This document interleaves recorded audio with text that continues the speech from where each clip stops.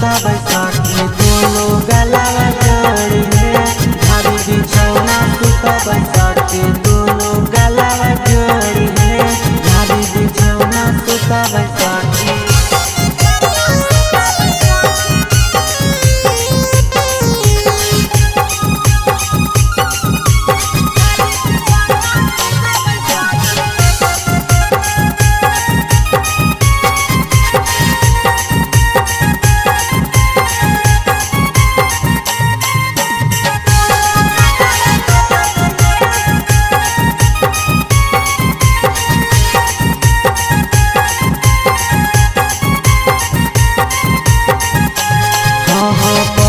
लिखल हमर बलमुआ इंग्लिश में करे बात है।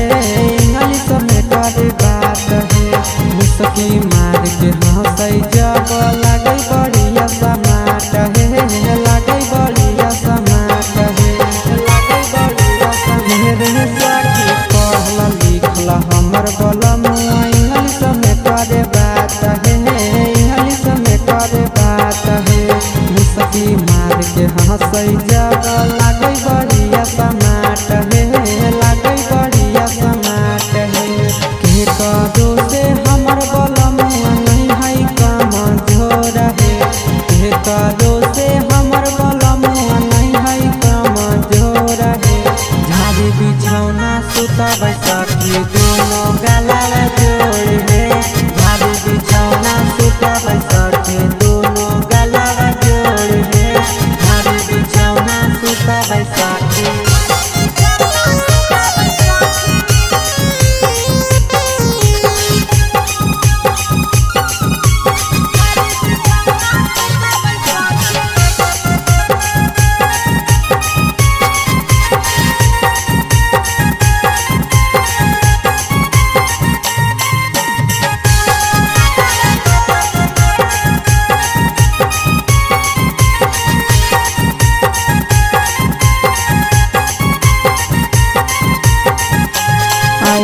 जैसन खोजो हलिया गुआ देला कैसाखी खोज है। देला कैसाखी खोज है।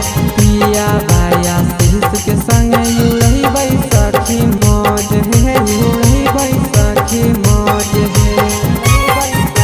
सुनर साखी जैसन खोजो हलिया गुआ देला कैसाखी खोज है।